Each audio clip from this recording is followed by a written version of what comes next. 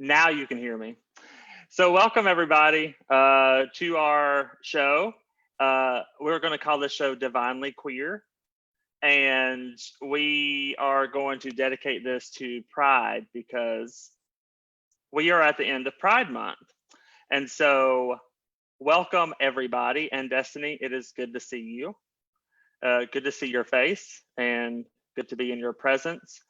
And so we will welcome our guest. So guest, if you're there, feel free to join us right now. Hello, everyone. Before we get started, my friend and wonderful co-host is going to say a few things about Pride.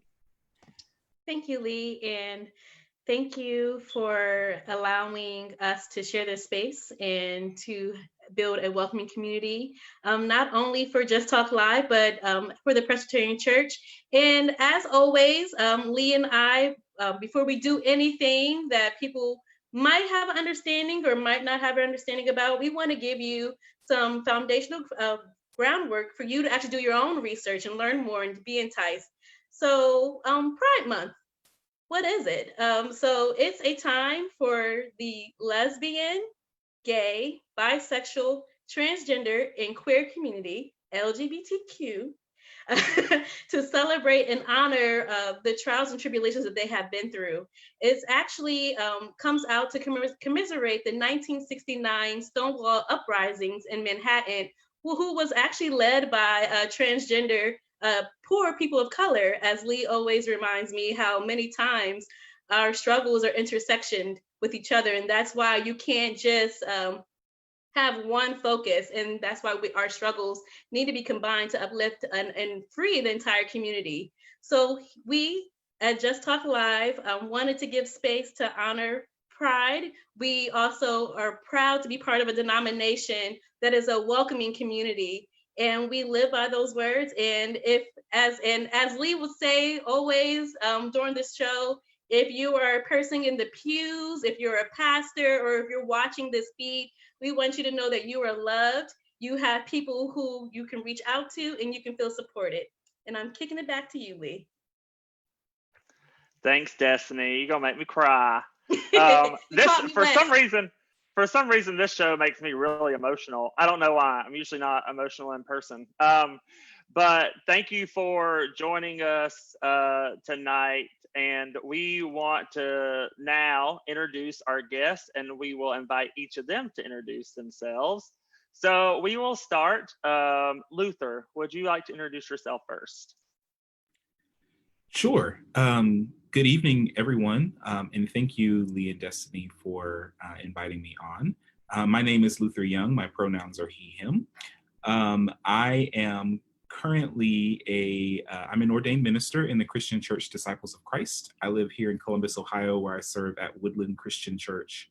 And I'm also a full-time PhD student in sociology, and I study intersections of race, gender, sexuality, and religion.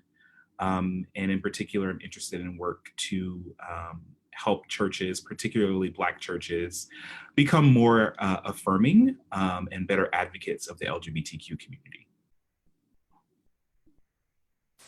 Thanks, Luther. Good to have you here. Alex, would you like to introduce yourself? Hey, everybody.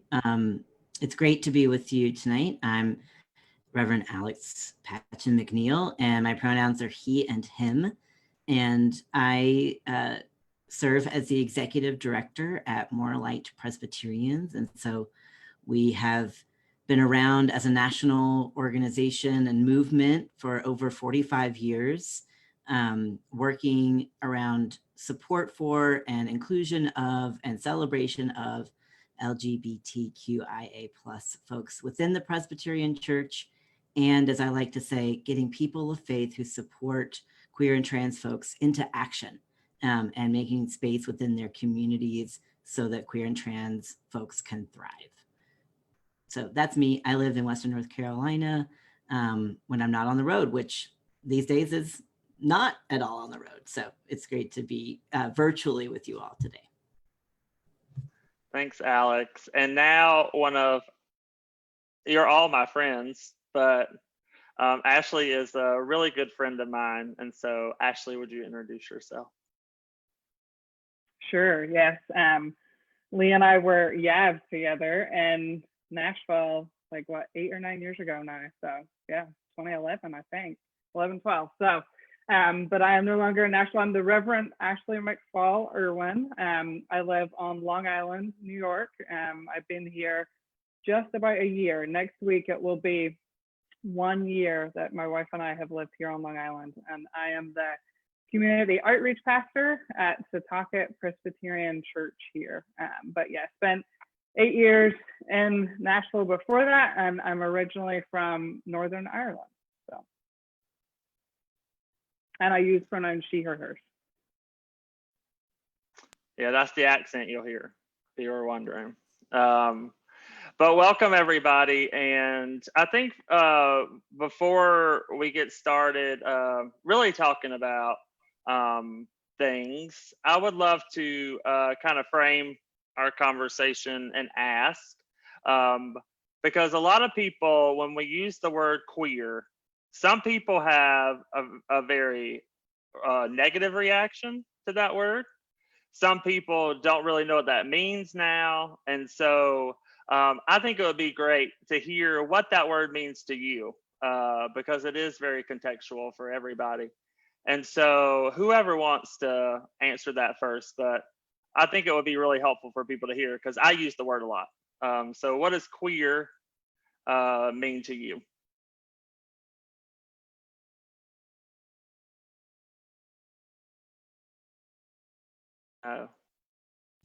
Okay, wants to go? I'll hop in. I'll do it. I'll try. I'll give us a start. Because sometimes I like to say that sometimes my role at Morelight feels like a professional question answerer. And so it's like, put it into like, I'm like the Morelight Wikipedia. So I'll try. For me, the word queer is not just an umbrella term that encompasses a range of sexuality and sexual orientations. But what I really love about the term is that it actually feels like an important gray space. I identify as queer, also as a transgender man, married to and partnered with a woman. Some people might see my relationship as straight if you didn't know me. For me, queer is a term that allows me to hold that my sexuality is more complicated than just the person I'm with. And I think it's a historical understanding as well that starts to move beyond, I think, some of the binaries that have sought some more limiting or narrow definitions of sexuality. So before I came out as trans, I identified as a lesbian. As my female identity felt less and less authentic to me, queer became a place that I could really latch on to. And I'm speaking very personally instead of like professional, neutral question answerer. But queer became a harbor for me.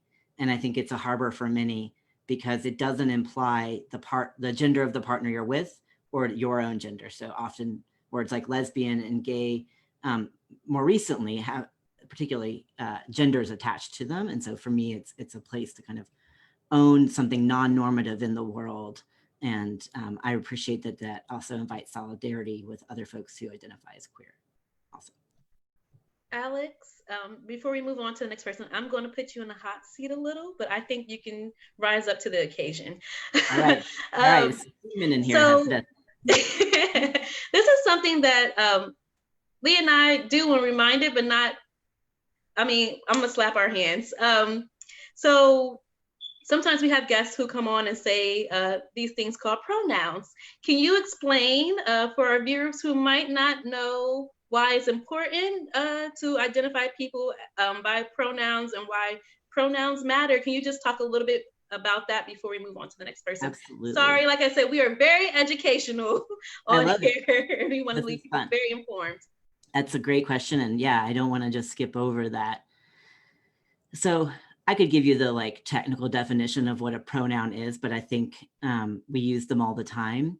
My definition for a pronoun is it's a placeholder for personhood, that it is the space where we identify ourselves as humans and the way we want to be seen in the world. And so honoring people's pronouns that they use is about helping to see them more deeply and hold space for their identities in the world. And it's really important to name our pronouns, because I don't want to assume that just because I'm going to pick on Lee, just because Lee looks like he looks, that means he wants to use male pronouns. He's now told us that he does, so I'm willing to go forward with that. But I think a lot of times, especially folks who identify within the trans spectrum and folks who identify as non-binary within that,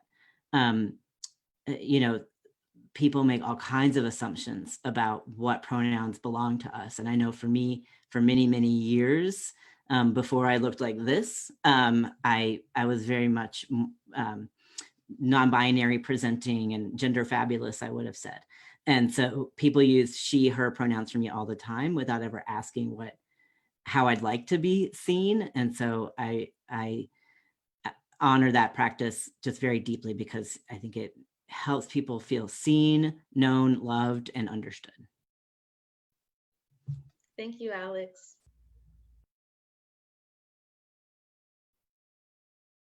I can jump in on the kind of when I think of queer.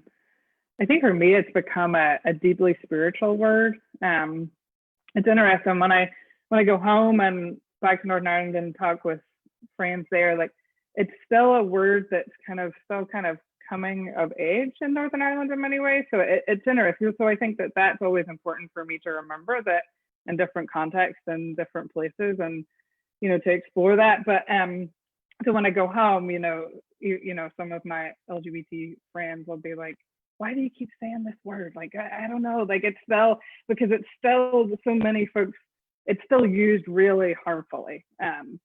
And so for me, one, there is such a power in the reclaiming of that. But in terms of like the spirituality, for me, it's really becomes a way that I can engage more with God. Having grown up in a tradition, that was very the masculine God, and that was the only, I remember in Dev Skull reading, I'm gonna forget who it was, but someone else here will know, like the book The Queer God, and it just, like, I remember reading it and weeping, and like now I can identify with the divine. Like now I have a way to come back to and kind of fall in love again with God. So describing God as queer for me has just become this spiritual way that I feel like my own queerness, and that, like you've called this like divinely queer, right?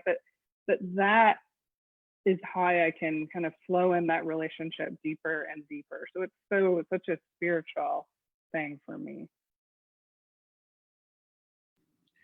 I agree with what both of these brilliant folks have said. And I think for me too, the word queer is something that I gravitate toward, because, like, similar to what Alex said, who I'm with, who I'm in a relationship isn't the totality of who I am, right? So I am married to an individual who identifies as a man.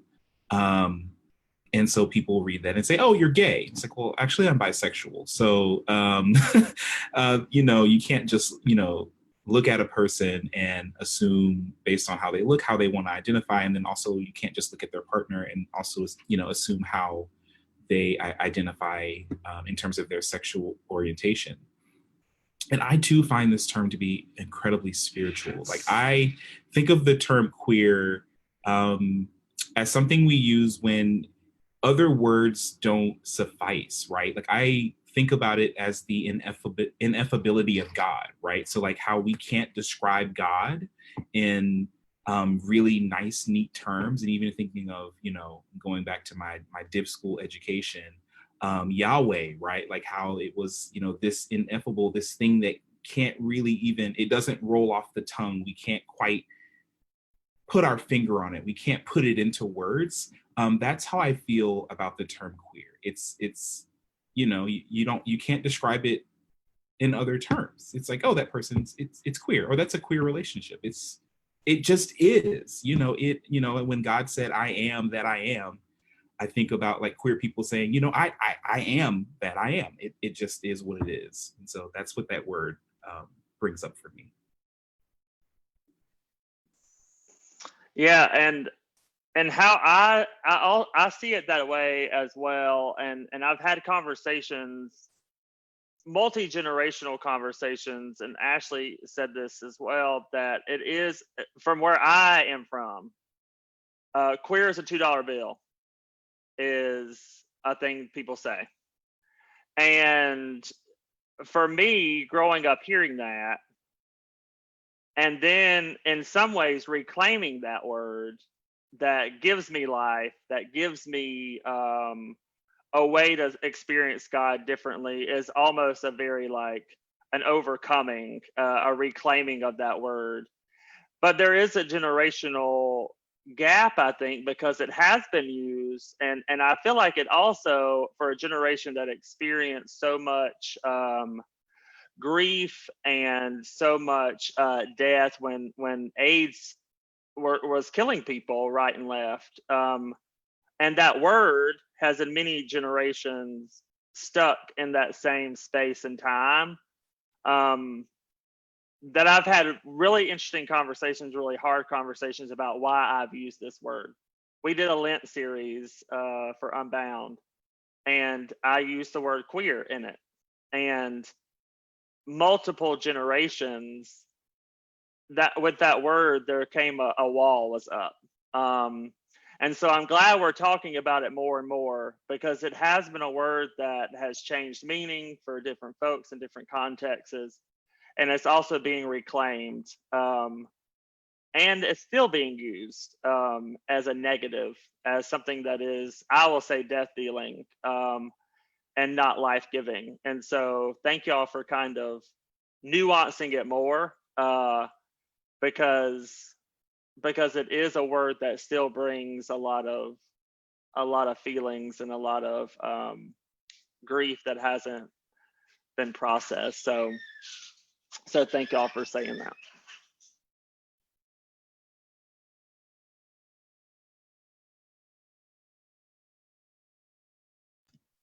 Was I unmuted and just muted myself? Okay, sorry y'all. Again, like we always said, the spirit is moving, and look at God, won't she do it? Okay, and moving on. So I lost my train of thought, what I was going to say with the career conversation, but moving on to the next question. In lieu of Pride Month ending, with everything that you expressed and you're learning, that I'm learning, and you want to share with our viewers, what does pride mean to you? And we'll start with Ashley, so that way, and then go Alex and Luther, so you won't have the awkward silence. Sure, thank you. Gosh, so many things. I think I could give like a certain rote answer, but I always think back to my first pride whenever this question's asked. And actually my very first pride, I watched it very much from a distance. It was in Belfast. I was very much in the closet, and I kind of tried to find an excuse to go to Belfast that day with a friend, and I'm sure that they knew why I was randomly wanting to go that day, right? Like they 100% knew what was going on, but I thought I thought they didn't know. So we would just be, and they, because they knew I wasn't ready, so they didn't say anything, but just to like be able to see people, like this was probably like 2008 maybe, back home, and just to see folks that I thought, oh my gosh, like these are my people, and I'm not quite ready yet to be exactly with them, but they're still my people, and that when I'm ready, like there's a place for me. It makes me really emotional, and that was really powerful. And then the next year, I remember I had, a couple of years later, right after I had come out, and it was a really, really horrible time. I had come out in the April, and Pride in Belfast was in the August, and things had just really fallen apart with my church community and my faith community because of my coming out. And there was a church in Belfast that was having a pride service. And I was like, what? It's like, who are these people? Does this exist? They were not Presbyterian. My beloved Presbyterian Church in Ireland, I don't think it's ever in. I hope one day they will have a pride service, but it's not happening yet. But I drove up and I couldn't go into the church because I felt really sick, because I was like, someone might see me and I don't know if I can deal with this. But pride just gave and continues to give me so much hope and so much life. And so at times when I've gone to pride and I haven't realized that I've been kind of, in some ways, still pushing myself into the closets in some places of my life, which like, I'm like, what am I doing? But I can revert back to that so easily, that I get into this place and it's just like, I can breathe and I can really, really be myself. And there was a few years ago where it gets really hot in Nashville at Pride, very, very hot. And I'm not very good at that. And I was complaining a little bit about, we were actually going to march with like the More Light group in Middle Tennessee. And my wife, Erica, was like, actually, remember your first Pride, and somebody out there, that's their experience. So you're going to get up and you're going to, I was like, okay, yes, Erica, yes, Erica. So it really is a very hopeful and life-giving space for me.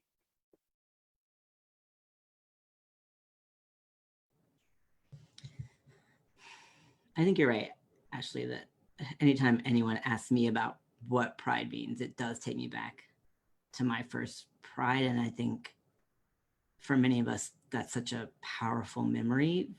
And my first Pride was Durham, North Carolina, 2003. I'd been out for a couple of years, but there hadn't been a Pride. I think maybe we had a Dyke March before I actually went to a Pride. And it was a day of taking over the streets.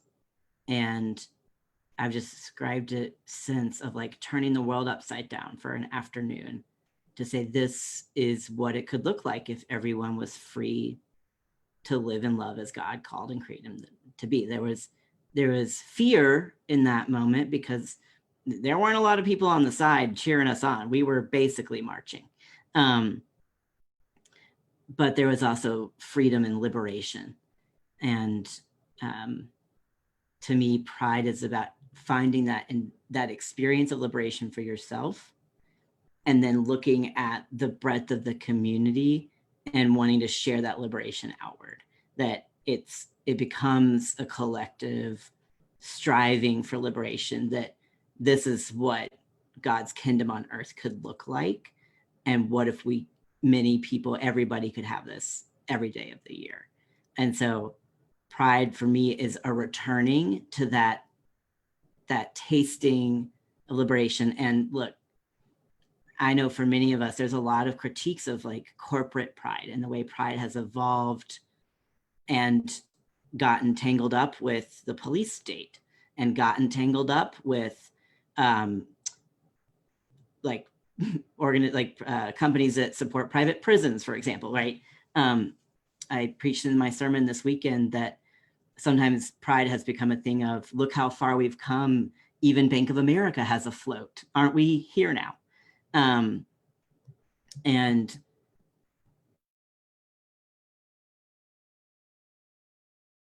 of liberation, not just the individual freedom that you might experience. And to recognize that for many folks, that freedom may be for an afternoon, in varying degrees, and not even feel that way. So anyway, but I think ultimately I go to pride because, like Erica wisely said, you never know who's watching. And I think particularly for queer Christians, I have been so moved by marching with the More Light contingents at Pride. My first Pride in DC, I was with a former More Light board member that I called Rev Celeb. She looked like Ellen DeGeneres, and she had her clergy collar on and like bright rainbow suspenders, and was running down the parade route, and people were just like sobbing when they saw her. And to me, that is the spirit of pride, is like people finally getting that yes to themselves, not just that they're worthy, but that God loves them too. So I'll pause there. I too remember my first Pride, and I also remember the years before my first Pride, and I acknowledge the fact that I was not. I was a little anti-Pride, even though I was a member of the community, and knew that. I had these preconceived notions about what Pride was. And I mean, they're rooted in all sorts of things. They're rooted in white supremacy. They're rooted in heterosexism and homophobia and like, but those were the narratives that I had heard. So, you know, I was like, oh, Pride's just a big old party and everyone's just getting drunk and doing drugs and they're having sex in the streets. And, you know, like that was what I thought Pride was. I was like, well, I'm not going out there. Particularly, it was like, well, you know, I'm a Christian, I'm a minister. I'm not going out there with that sinfulness. There are other ways to celebrate who we are. But then I, you know, came into community with folks and learned that I had to do some of my own deconstructing too. And I had to, you know, put aside some of those stereotypes and preconceived notions about my own community and about my own identity, right? And one thing that I will say that I've learned about Pride is it is such a life-giving thing. Pride in terms of our Pride Month celebrations, but also just having a sense of pride of about who you are. Whenever I hear the word pride, my mind goes to those the folks who will attend Pride services or Pride events and will picket, and they have signs up that say pride is sin and pride comes before the fall. And even from a spiritual standpoint, trying to say like you shouldn't be proud of who you are. But then I also turn and I look at scripture and I look at God in the beginning creating everything and then having a sense of pride and saying, I did that. that right there, that's fine. I did that.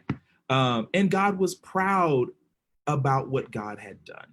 I mean, thinking of like, that's a common thing throughout scripture, to be proud of one's accomplishments, to be proud of who one is, to be proud of one's identity. The entire Old Testament is a big old pride story about being God's chosen people, right? And we fast forward to, you know, those of us who have that love-hate relationship with Paul. I know I still do. Paul's like a bad ex. But even Paul talks about the church and saying like, I brag about, like, I boast not in myself, I boast in you. I boast in who we are as a collective. I am proud to be a Christian, right? And so when I think about it from a biblical standpoint, I'm saying, no, pride is very biblical. Pride is very spiritual. Pride is the, you know, part of the essence of God. And so we should embrace that. So I find it to be incredibly life-giving when folks realize who they are and realize that they are divinely made. And can celebrate that. And I'm sure we'll get to talking about, you know, how we've come a long way, but we still have a lot of work to do. And that's like the other side of that. But I will defer to my colleagues. Yeah, we're about to get to that. And Pride actually is a great example of that, of something that is so life-giving, but also something, and as Alex said this as well, that has been co-opted in some ways. And we can't be prophets of our time if we're going to ignore COVID-19, if we're going to ignore protest about police brutality and all these things that in many ways is connected to Pride. That Pride was a movement that was started by poor trans people of color who wanted rights, who wanted to be seen as human, who wanted to be seen as we are all saying, as children of God, and wanted to be treated as such. by police and by their fellow white gay people. And so I think in some ways that has contributed to kind of a compartmentalization of our identity.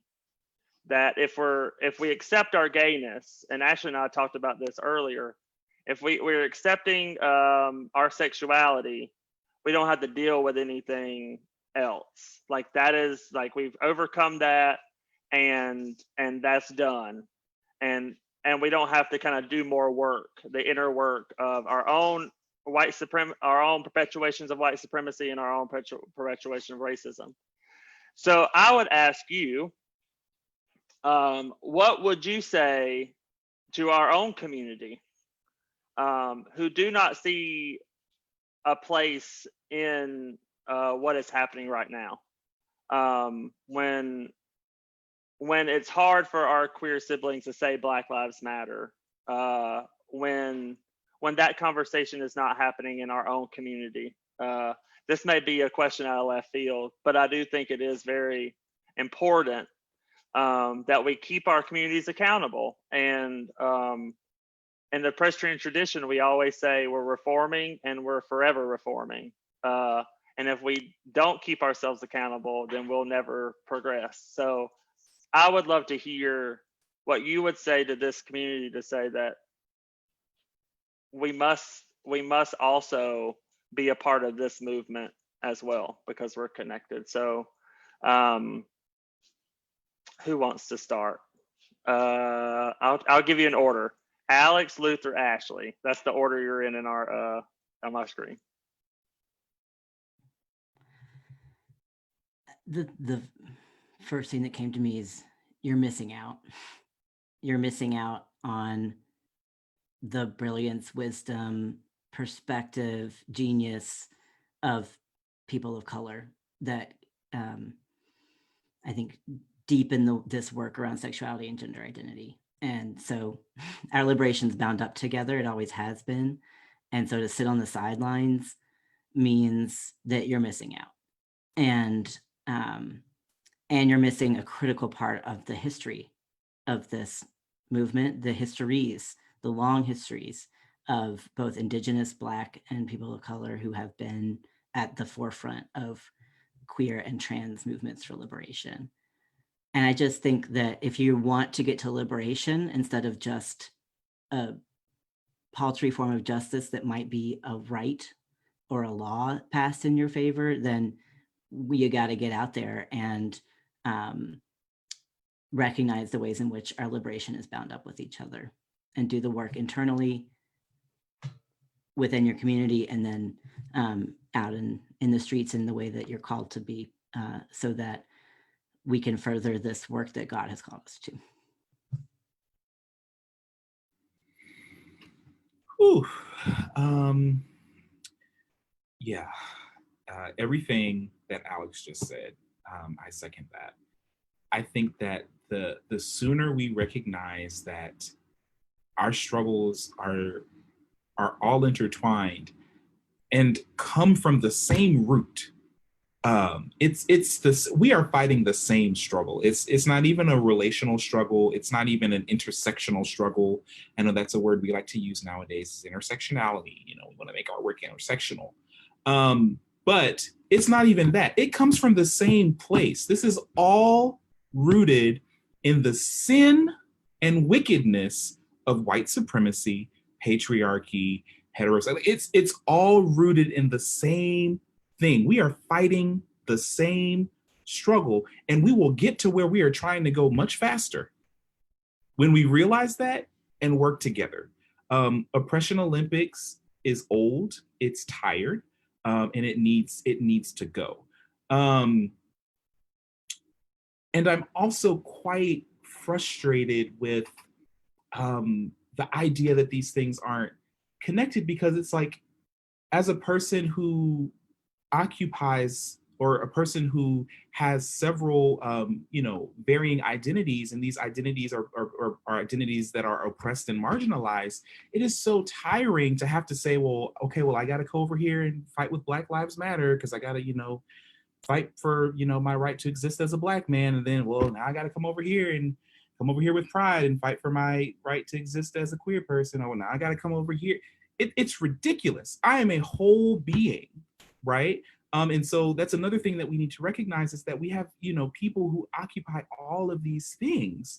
And I think, again, if we recognize that all of these things are come from the same root, and they are all the same struggle, and we have the same people in all of these communities, we will get to where we're trying to go so much faster, and we can do it a lot more efficiently, so that our folks that are on the front lines of the movement and our organizers are not so burnt out having to do all of these multiple things. It's old, it's tired, and I'm quite frankly, if you can't tell, tired of it.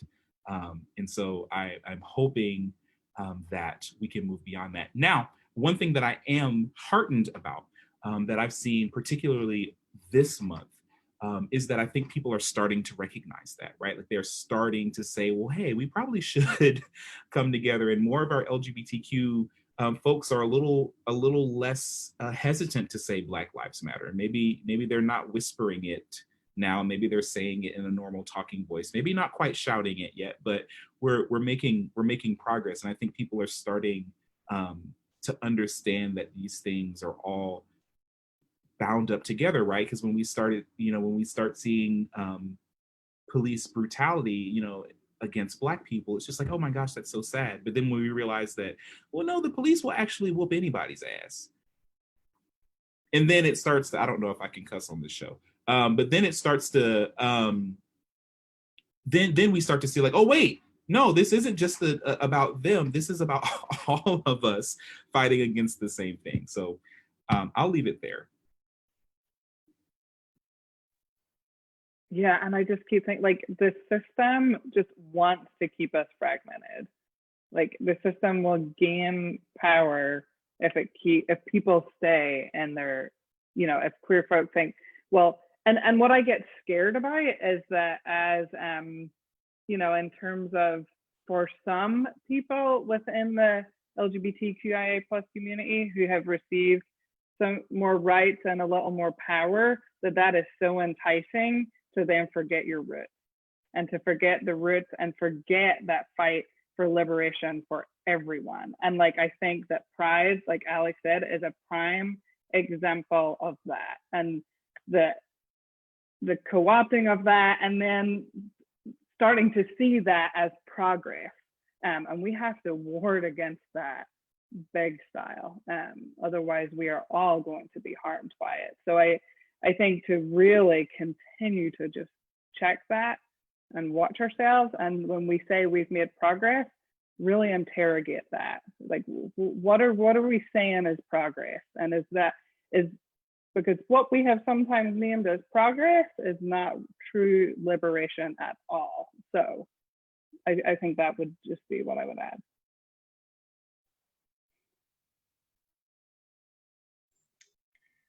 Well, I must say, Lee threw a curveball at y'all, but we told Ashley to tell Alex to leave the collar at home, but y'all was preaching. I am, as I would say, Presby Baptist, born Presbyterian, raised Presbyterian. However, my grandmother is Baptist, visits her church often, and something y'all went. We're gonna leave that there. And Destiny, we went through this whole time, and I am so glad Luther is the one that dropped the first cuss word. I have broken my streak. I don't think I have ever cussed on social media ever. Ever. I have broken my streak. But hey, thank you. It's space to do it if you're gonna do it. Yeah. Especially, you know, when you get emotional, you get riled up, especially talking about how, well, we mentioned it throughout this episode today, how our struggles are intertwined, and you can't just leave half of your being at home and show up, you know, especially as a person of color. Yeah, I'm not going to harp on it. You all said it beautifully. but y'all was preaching. Oof, I'm still like, Spirit spoke to me. Moving right along with that Spirit. As people of faith, what are we called to do to not only our duty to love one another truly as we were made in the Spirit of God, but what is our duty to our queer siblings of faith? And not only of faith, but just our queer siblings in general.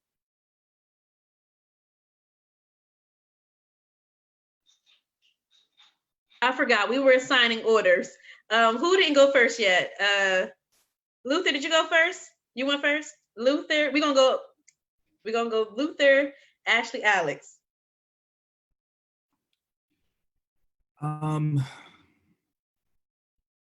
This is a tricky one. I personally feel that for those of us who are queer people of faith, particularly those of us who are queer clergy, have an obligation to help our queer siblings affirm themselves. It's a journey, and it's everyone's journey is different, but so many of us have had rather tumultuous journeys, and so many of us have taken these journeys, or at least an extensive part of these journeys, by ourselves, or we felt that we had to suffer in silence, or we felt that we didn't have people that we could talk to about these things, particularly other people of faith, right? And so I think that we have an obligation to be the voice, to advocate, or at least I feel like that's my responsibility, is to be a voice, to advocate for people. And as I continue to grow, and as I continue to heal from past traumas, I can then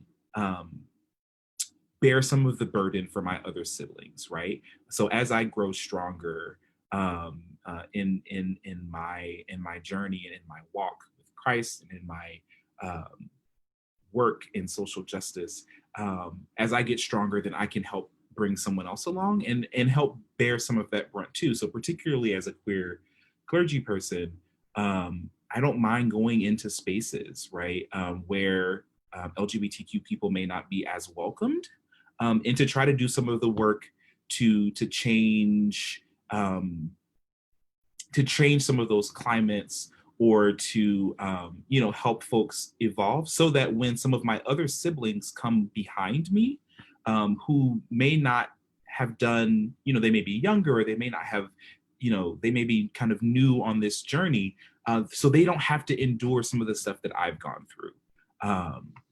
And I feel like that's an important thing for me. But then I also owe it to myself to understand my limitations, and understand that I don't have to take on the weight of the world. And, it's not always my cross to bear. It's not always my burden. I am constantly in this fight, and in this larger fight for social justice and equity, but understanding that every battle is not mine to fight. And so, yeah, really leaning on community there. So I think that that's one of the big ways that we can help each other.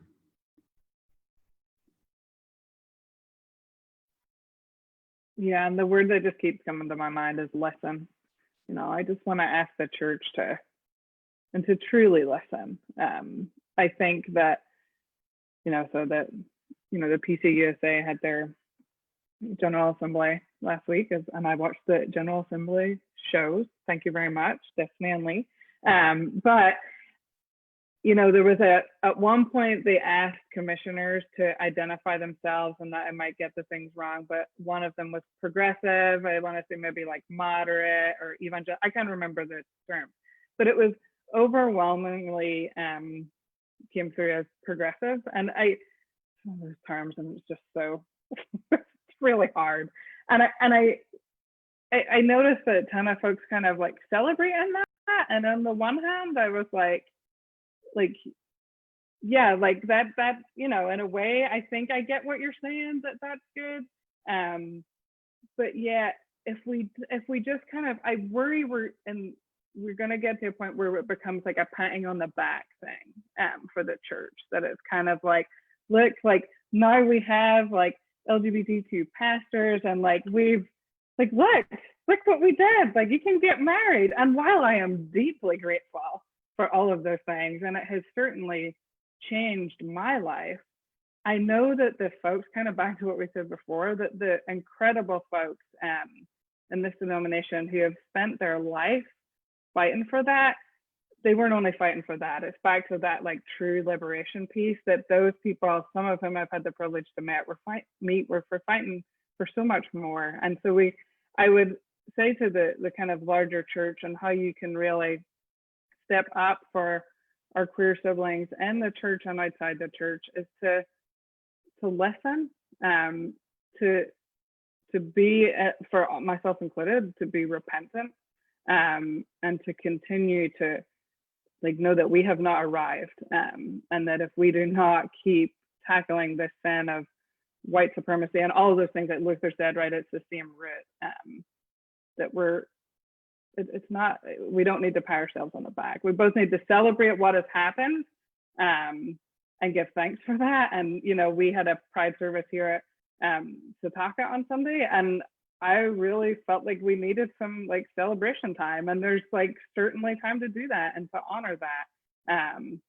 But let's know that God's calling us to so much more. And it's not some like, I want to look at it, it's like, it's not some like chore, like, oh, we've still got more work to do, right? It's like, no, like there is an incredible life-giving way that we can live. So let's get there. So I'll not preach a sermon, Destiny, but I could. I mean, go on. You know, in the role that I play with More Light, I travel a lot to different churches, or I used to travel, but I visit a lot of churches in different ways. And I'm consistently amazed, even in churches that are identifying as progressive theologically, that there are still people who don't know that God affirms, loves, celebrates, creates queer and trans people as beloved. And sometimes my role is to be the one to say that from the pulpit in a way that hasn't been before. The last question I was asked at the final meeting before I went forward for ordination was, you know, I've been serving at More Light for 7 years, unordained, you know, whatever, I won't go in there. But so the question was, why ordination and why now? What changes about the work that you've done or will do? And I really thought about that, and it's more than just, you know, attending to the sacraments and being able to serve a faith community on down the line, because I count More Light as a faith community. But the answer I gave that I still believe is, you know, when I say God loves LGBTQIA plus people, before ordination, people might hear that as just me saying that's what I believe. After ordination, people hear me saying that is not just me, but with the backing of the Presbyterian Church USA, we and believe God believes this. And the life-changing result I've seen when people start to, I mean, I think Luther, you named that early on, like start to believe that about themselves, is so powerful. And so I think our work, for those of us who are queer and Christian, is to continue to name both of those realities. Because for a long time, I came out as queer before I went to college. I spent most of college not coming out as being Christian because of the damage I had seen my fellow partner, friends who are LGBTQ in North Carolina in the early 2000s receive at the hand of the church and their families. I didn't want to inflict pain by naming my Christian identity. And it wasn't until I had already been accepted into seminary at my senior year of college because I was that nerd. Then I started telling people I was going to seminary, and my friends were shocked that like, who is this person? Yeah, I've been a religion major, but was I just studying it academically or whatever? But starting to share my understanding of God and the Bible and our gifts for sexuality and our bodies and our sacredness of our sexual orientations and gender identities, that people started to, I don't know, it's about how we come alive as humans, I think. And so holding both of those, you don't have to be ordained to name both of those realities. I think there's something that helps people deepen that knowledge when I'm able to say that as a minister of word and sacrament. But I think we have more work to do to continue to claim that from the place of this is our foundation, not just something we've like overcome and have arrived at, but this is something we believe that God has put in us from the beginning in terms of this goodness of sexuality, goodness of gender identity. We're not overcoming something that has lacked in the scriptures, that this was always there. Thank you, Alex, and other participants. And before we go on to the next question, I had to add this along because I feel like I wouldn't be who I am, and one, a good ally, and two, it's not always up to that community to teach the rest of the world. I know as a person of color and a woman, it's not always up to me to share my identities and make you understand and to share my story constantly. It's draining.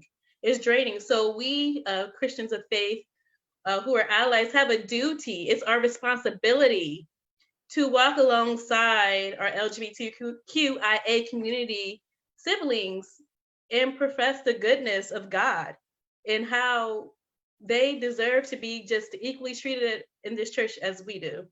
And just as much as I would get upset if I stood next to Lee and he would tell me that all lives matter, I would hope that Lee will hold me and this church accountable as well. It's not the duty of that community to teach the church. Although all of you are doing the work, and I thank you for it. Please don't leave because you're doing a great job. However, it's just not the responsibility of the LGBTQIA community to teach the church what they need to be doing. It's mandated in our scripture. And if you're Presbyterian, it's mandated in our policy.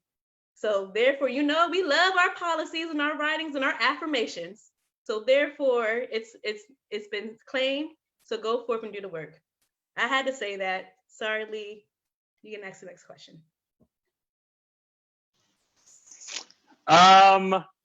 Well, we are coming up on time, but we're gonna go over. So we started a little late. But I did want to, because we don't know who watches this. And I always say that if someone had told me many things when I was younger, my life would be very different right now. If someone had said you are loved as you are, and not saying I wasn't told that, but saying it from a person of faith that preaches the word, and that is what they do, would have changed my life probably a lot.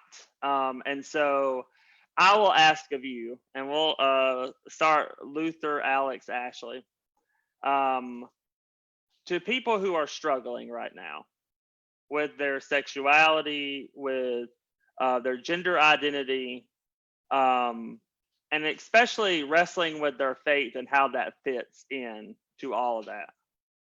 If it's just one person that's watching who's struggling, what would you say to that person?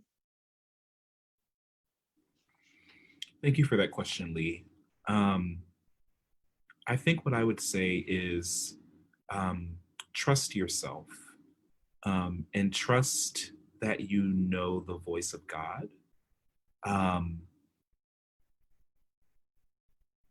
And allow that to be your guiding light. And it's hard sometimes to filter out that noise. Because I think for so many of us, we had people, whether it be family members or our churches or our pastors, tell us these things like, "Oh, what you're doing is wrong. What you're feeling is sinful. What this," and you want to believe, or you believe them, or you want to believe them because you're like, well, if my mother is telling me this, or my grandmother, or my uncle, or my pastor, someone whom I love and I know loves me, is telling me this, then it has to be true. And so it becomes difficult to then put that um, in conflict with what it is you're feeling. And so I would just tell people to really, as much as possible, um, trust that you know the voice of God. And that was something that had to come through for me. After a while, it's like, listen, I hear God clearly.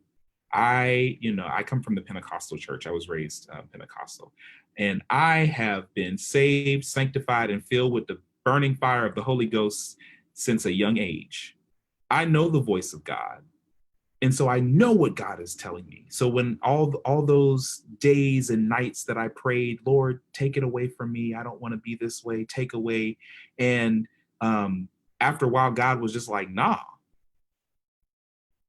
I had to trust that that's what I heard. And so that is the word that I would give to encourage people. And then two, find ways to live into your identity or identities that honors God. And trust that looks different for different people. And so I was thinking about this, or I was talking with my god sister earlier about what's her name, poet, rapper. I don't know her well, but she's kind of in the news now for claiming that she used to be a lesbian and now she's, well, she doesn't say she's not, but she's like, well, I'm not going to live into those urges, and I'm going to deny myself. And she's in a relationship with a man. I don't know if she's actually attracted to him, but she's married to him, and she feels like that's more important for her to honor God. Okay. And there may be some what we call side B Christians who feel like, well, although they may have a particular identity or orientation that is not heterosexual, or someone that is not cisgender, which is a term we didn't talk about earlier, but someone who doesn't identify as the gender that they were assigned at birth,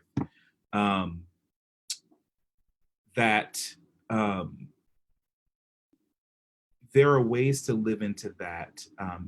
Side B Christians feel like, while they accept that's what it is, that they can't live or act on those urges, right? And so many individuals may choose to be celibate or may choose a life of abstinence, so that they, and for them, that's how they honor God. And for those individuals, if that is what you honor, if you hear God and that's what God is calling you to,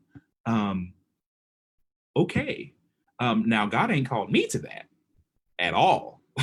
That ain't gonna work for me. I heard God clearly, that ain't it.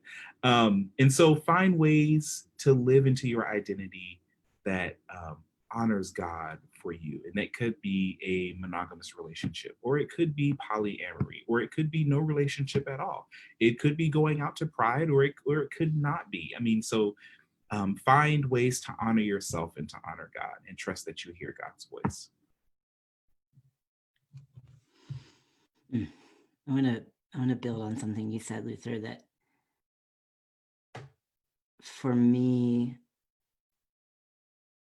the life I had planned for myself at 17, before I really claimed my sexual orientation and later my gender identity, if I had followed that path, I think it would have been pretty boring. It was a safe path. And I want to lift up the trust, the abundance of the journey that you might go on when you say yes to yourself and to who God has called you to be in your fullness. I have met amazing people. My career path has been completely, a path of love. I don't know. I think that there is something so beautiful about taking this leap of faith to say yes, that puts you on a path that is unexpected. And sometimes that's hard, and there is pain, and there is literal painful death of relationships, sometimes death of friendships and some ties.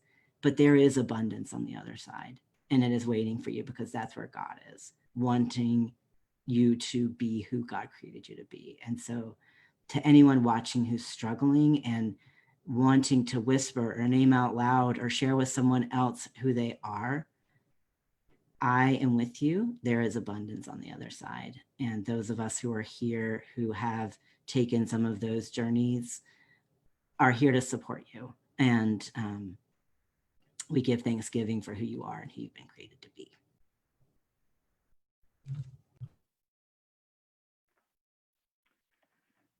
Yeah, I just want to say that we need you.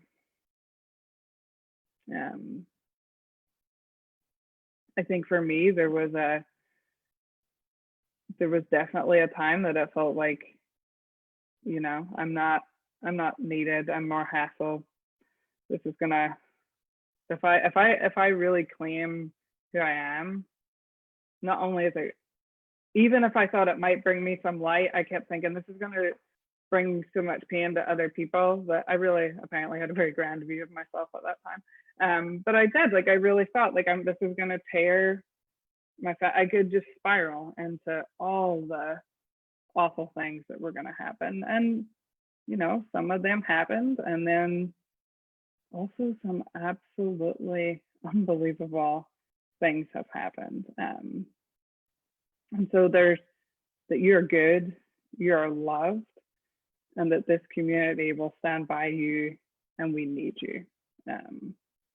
So yeah, and you know, my journey from, I tell this story all the time, for Alex is probably sick of hearing it, but I literally, like, one of the reasons I'm here, right? Like, the spirit works in some weird ways that we would have thought that this newly coming out person sitting over in her bedroom in Northern Ireland, this little town called Larne, is devastated because her church has said, like, no, it's better for everybody if you just don't come back here.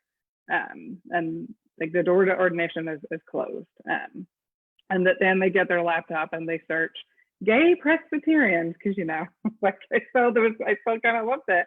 And I come across this website that says More Light Presbyterians, and I start to read about it and think, oh my gosh, like, there are folks, like, there is literally more light, and there's a way that I can go and be myself, and, you know, trust that voice of God, like Luther says, because I never thought it would have taken me to Tennessee. That doesn't really seem logical. But the Spirit works in so many incredible ways. So trust it, trust yourself, and you are beautiful. That's my word. And it took her to a Christmas in rural South Carolina too. Ashley and I served volunteer year together, and Ashley came with me to the middle of nowhere, South Carolina, and had Christmas with me. And they thought she was from Germany, from France, from all these places, but they couldn't quite point in the accent. So the Spirit definitely, I was like, the Spirit has led you to some kind of place right now. But yeah. So we have come to time, and I have been very blessed by this. I think I needed to, like, hear all of this, even for myself, because I know some of us still carry a lot of the things we've been told growing up. Even if we are further along on the journey of acceptance, it's still there. And so I am very grateful to hear this from y'all, 3 people that I admire and respect, and are doing great work in our community. So thank you for that reminder, and for the people who are listening, we thank you. And to my lovely and wonderful partner in this journey, Destiny, do you have anything to say? No, just Thank you to all the participants. You have truly blessed my life to know the great works that you're doing. And I mean, some of you I knew in smaller circles, but really haven't had the chance to like meet you, share your stories. Thank you for sharing your story. And also, just one last piece, it is not the work of the community to teach the others. Do the research for yourself, reach out for yourself, make those partnerships for yourself. It is not the work of the community. Back to you, Lee. Well, thank you all again, and we're actually coming back tomorrow at 2 p.m. Eastern time. We will be welcoming Carrie Allen and Ashley Datar Burt to speak to us about Black women and girls and that vital conversation that we need to be having in the church right now. And so we will welcome them at 2 p.m. Eastern time here on Facebook Live. And to our wonderful queer siblings, you are loved, you are the beloved, and you are divinely queer. So amen to that, and we will see you tomorrow.